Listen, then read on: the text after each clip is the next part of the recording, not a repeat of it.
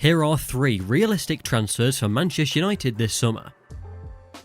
After Manchester United finished with 66 points in the 19-20 season, finishing with just over 70 and getting second place 9 months later is clear progression. But United's goal is clear, winning the Premier League, and to bridge that gap they need to sign players in particular positions that give them a better chance. Ole Gunnar Solskjaer said after their rivals Manchester City won the league, "We want to take the next step and it might be that we need a couple more to strengthen the squad." It's obvious to us that Ole is a clear admirer of winger Jadon Sancho as they failed to sign him last summer from Borussia Dortmund. If reports are correct, then he's still a priority for the club and he would be a huge step in the right direction. He's a marquee signing. He creates goals for Cavani, links up with Rashford, and most of all balances out United's attack on both wings. Currently they're very dominant on the left flank. Instead, in other positions, United will need to be clever in how they go about their business. Cheaper deals that go alongside a more expensive signing in Sancho. One of Ole's signings was Maguire, but the other centre-backs at the club have been signed by other managers, so this is a position to prioritise. 22-year-old Jules Koundé is a player that is strongly linked to United, and a transfer for him this summer could be on the cards. He hasn't got the typical look of a centre-back, 5'10", so a little shorter, but this hasn't stopped him performing like a top quality centre-back. He's won the 10th most aerial duels in La Liga with 112. Out of the top 15 players for aerial duels won, Koundé's win rate is the 7th best. Out of defenders, Koundé has the 2nd most passes into the final third with 159, as well as being the defender with the highest progressive distance when passing the ball, covering over 14,000 yards. Jules plays on the right side of the centre-back pairing, so would slot next to Harry Maguire, an aerially dominant centre-back, very nicely. Now, a transfer for him wouldn't come too cheap, but it's realistic in the aspect that a transfer for him seems likely to happen. Although there is a lot of interest in him, there is an asking price. Manchester United are actively looking for a centre-back and he is a target for them. In front of the defence is an ageing Nemanja Matic, Fred and McTominay, who aren't exactly the quality of defensive midfielder United should start in every match to win a league title. An option as a defensive midfielder is Boubacar Kamara, who seems set for a transfer away from Marseille this summer. The 21-year-old has played in a midfield partnership as well as a lone defensive midfielder throughout the season, so would fit in United's current setup. He's at the centre of play for Marseille, completing the most passes, being a dictator of the match at a young age, and with this his confidence would show as he would demand the ball. He can then progress the ball upfield well. He's made 161 passes into the final third, that is the 11th most in League One and the most for Marseille. He's really good at making the tackle and winning back possession with 2.8 tackles won per 90, and he's got good technique on the ball, which is what United need alongside the defensive qualities. They don't have this in Fred or McTominay in possession. The ability to complete a dribble and mobility on the ball is a quality United can benefit from. As Ole is set with the midfield too, when Rashford's in the side it means Pogba comes back into the midfield where Kamara could line up alongside him. Kamara operates in the middle and defensive thirds and can be relied on with his speed and mobility as Pogba can move up the pitch, plus with Kamara's ability to win back possession. He can then pass out wide to the fullbacks or through the middle into Bruno Fernandes into the final third as he's done so well, and this is what can kickstart an attacking opportunity for the team. His contract expires in 2022. He's openly come out suggesting he wants to move away from Marseille, so whether it's a move to Manchester United or elsewhere, he is a player to watch out for this summer. Then a right back to give backup to WAN-BISSAKA, an attacking alternative like Luke Shaw who can give United extra creativity would be a clever signing to make. A player to give them that energy but experience at the same time is 29-year-old Hamari Traore. As Luke Shaw is so effective at getting the ball into the final third to influence the attack, you want this in a player on the right. Traore averages 2.4 carries into the final third per 90, Luke Shaw averages 3.3. Progressive carries is very similar, Traore with 7.2 and Luke Shaw 7.6, both per 90. Playing for Rennes, Traore makes a lot of long passes down the right flank, more direct than Luke Shaw is at Manchester United. There's a slight difference in the way that they've both played this season. Luke Shaw makes a lot more short passes than Traore as he works his way up the field, and we can see how Traore is different but very effective with his progressive passing. He has 5.9 progressive passes per 90 and 4.6 passes into the final third per 90, which is a big difference on Luke Shaw's 3. For Rennes, Traore is a massive influence on the side with the amount of touches that he gets, linking up the team, and is relied on to cross into the box with 22 crosses into the penalty area this season. Even though he's 29, United don't seem reluctant to go for an older player in this position as they're linked to Kieran Trippier, who is only a year older. If you enjoyed this video, please click the like button as it helps the videos in getting found, and subscribe to Route 1 for more football analysis and realistic transfer videos.